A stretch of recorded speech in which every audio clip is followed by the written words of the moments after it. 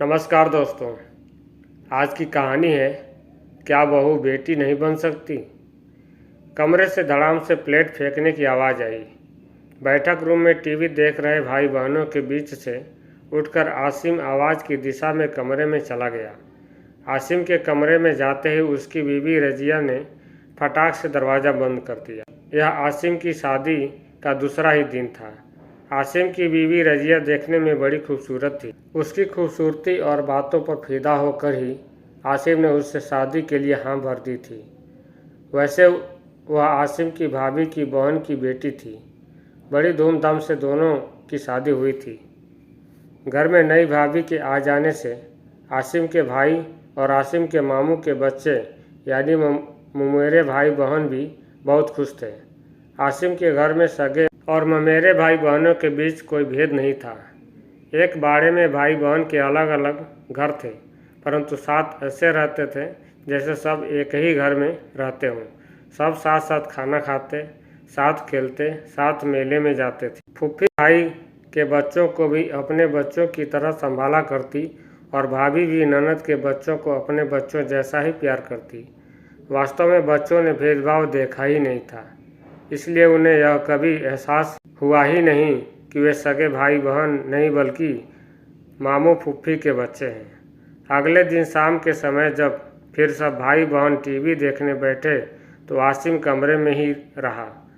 वह सब के बीच टीवी देखने नहीं आया। इसके अगले दिन फिर सब एकत्रित अपनी पसंद की सीरियल देखने साथ बैठे ही थे कि आसिम की बीवी दंदनाती आई और रिमोट से अपनी पसंद की मूवी लगाकर देखने बैठ गई। आसिम की अम्मी ने जब यह देखा तो वे बहू से कहने लगी, बेटा सब जो सीरियल देख रहे हैं वही तू भी थोड़ी देर देख ले। सीरियल देखने के बाद चले जाते हैं बच्चे।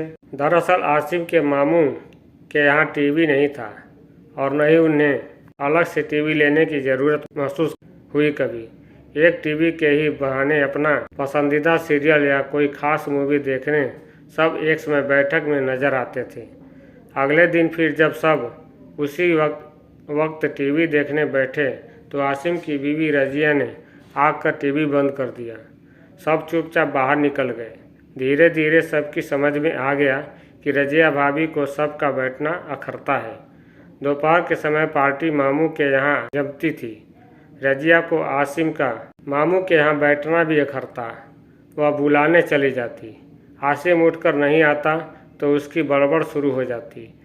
सुबह देर तक सोना, उठकर सास द्वारा बनाकर रखा हुआ खाना खाना और कमरे में चले जाना। न दो देवरों की उसे कोई फिक्र थी, न सास ससुर से कुछ लेन देन की परवाह। कुछ समय बाद छोटे भाई की शादी हुई। नई बहू ने धीरे धीरे घर को संभाल लिया। हर काम में सबकी जबान पर छोटी बहू अमरीन का ही नाम रहता। अमरीन के साथ घर के सदस्यों का हंसना बोलना रजिया को अखरने लगा। वह बात बात पर अमरीन को झगड़ने लगती। सास को लगा समय के साथ या औलाद होने पर रजिया सुधर जाएगी। वह 3 साल में 2 बेटियों की मां बन गई, लेकिन उसके व्यवहार में कोई उचित परिवर्तन नहीं हुआ। किसी न किसी बात से रोज किसी न किसी से लड़ना, उसकी बात उससे कहना और तिल का ताड़ बना देना उसकी आदत बन चुकी थी। झगड़ा भी खुद करती और अपनी माँ को घंटों फ़ोन पर ज़ोर ज़ोर से सुनाने बैठ जाती। पूरा घर उसकी बात बात पर लड़ाई से परेशान हो चुका था। तो दोस्तों, कहानी अगर पसंद आई हो तो लाइक का बटन ज़रूर दबा देना और चैनल पर नए हो तो चैनल को सब्सक्राइब अवश्य ही कर लेना।